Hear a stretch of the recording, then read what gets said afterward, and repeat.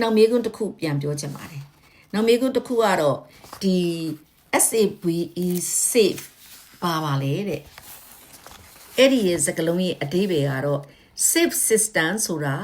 ကျမတို့ DMV မှာအရေးကြီးဆုံးအချက်ဖြစ်ပါတယ်အဲ့ဒါကဘာလဲဆိုလို့ရှိရင် systematic alliance verification for entitlement ဖြစ်ပါတယ်အဲ့တော့ဒီဥစ္စာက USCIS ရဲ့ Federal System မှာအဲ့ဒါကအထူးသဖြင့်ဒီ government agency တွေဟာဒါကိုအသုံးများပါတယ်အဲ့တော့ဒီ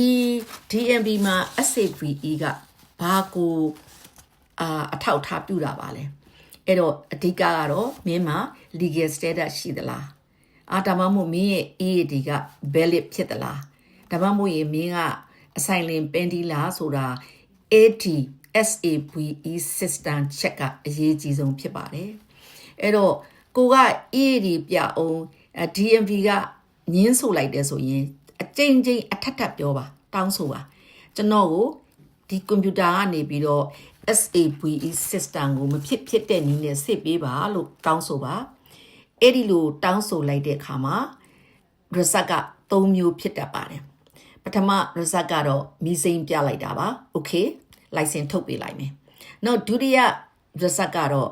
မီးဝါပြတာပါအဲ့လိုမီးဝါပြတယ်ဆိုရင်ကတော့ဒီ second verification ဖြစ်နေခဲ့မယ်ဆိုခဲ့လို့ရှိရင်စောင့်ရမယ်တစ်ပတ်လောက်ဖြစ်စစ်ကြာချင်းကြာမယ်နောက်တစ်ခါကိုယ့်ရဲ့ case ကို DMV က hold ထားပါလိမ့်မယ်အဲ့တော့ကိုက system နဲ့ရောက်နေပြီဖြစ်တဲ့အတွက်တစ်ပတ်လောက်ကတော့တိခန့်ဆောင်ပါလို့ပြောချင်ပါတယ်အဲ့ဒီဂျားထဲမှာငါတရက်လို့မသွားရင်ပြဿနာတက်ပြီးငါကဘာဖြစ်တယ်ဆိုလို့ရှိရင်ကိုတိုင်ကတော့မမောင်းပါနဲ့တော့တခြားသူတယောက်နဲ့သွားပါလို့အကြံပေးချင်ပါတယ်အဲ့တော့ဒီစောင့်နေတဲ့ရက်အတွင်းမှာ DMV ကကိုယ့်ရဲ့ case ကို hold ထားပါလိမ့်မယ်နောက်ဆုံးတစ်ခုကတော့ကျမတို့ mini ပြလိုက်တာပါပဲ okay ဒီနေရာမှာ no verify မင်းကိစ္စနဲ့ပတ်သက်ပြီးမတွေ့ရတော့ဘူးဆိုလို့ရှိရင် DMV ဟာညင်းဆိုလိုက်ပါတော့တယ်ဘယ်လိုလူတွေညင်းဆိုတတ်တာပါလဲဒီအများအပြားကတော့ comment issue ပါပဲကျမတို့ဒီ EAD expire ဖြစ်သွားတဲ့အခါမှာ update ကိုရဲ့ဒီ case update ဟာဒီ system မှာမပေါ်နေတာပေါ့နော်အဲ့ဒါကြောင့်လည်းဖြစ်တတ်ပါတယ်အများအပြားကခုနကကျွန်မပြောခဲ့တဲ့အတိုင်းပဲနာမည်မပြည့်စုံတာမမှန်ကန်တာရှေ့နောက်မညီတာတွေဖြစ်တတ်ပါတယ်အဲ့ဒါကြောင့်မို့လို့အများကြီးဂရုစိုက်ပါနောက်တစ်ခုကကျမတို့ asylum pending case တွေဖြစ်ပါလေအချို့ asylum pending case တွေကဘယ်လောက်ဖြစ်ပြီးတော့အချိန်နဲ့အရန်ကိုကြာသွားပြီဒါကြောင့်လဲကျမ amendment ဆိုတဲ့အပိုင်းကြီးကို special တီးတန့်တင်ပြမှာဖြစ်ပါတယ်ဒီ amendment ဆိုတာအစိုးရကိုယ်တိုင်ကလုပ်ရမယ်လုပ်သင့်တယ်လုပ်ကိုလုပ်ရပါမယ်ဆိုတာညွှန်ကြားထားတာဖြစ်တယ်ဒါပေမဲ့တော်တော်များများမသိကြပါဘူးအဲ့တော့ဒီကိုယ့်ရဲ့ case pending ဖြစ်တဲ့ခါမှာဘယ်လောက်ချောင်းမလို့ကိုယ့်ရဲ့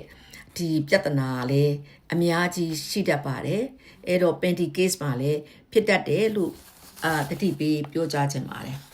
ကဲဒါဆိုလို့ရှိရင်တော်တော်များများလေးအနေနဲ့ပြန်ပြီးတော့ဒါလေးတွေကိုကျွန်မနှွေးပြီးတော့ပြောသွားပေးပါတယ်အားလုံးအနေနဲ့တကယ်လို့ဒီလိုအခြေအနေကြားတွေတဲကမှအခက်ခဲတွေရှိနေသေးတယ်ဆိုလို့ရှိရင်မေတ္တာကိုအချိန်မရွေးဖုန်းခေါ်ပြီးတော့ပြောလိုက်ပါ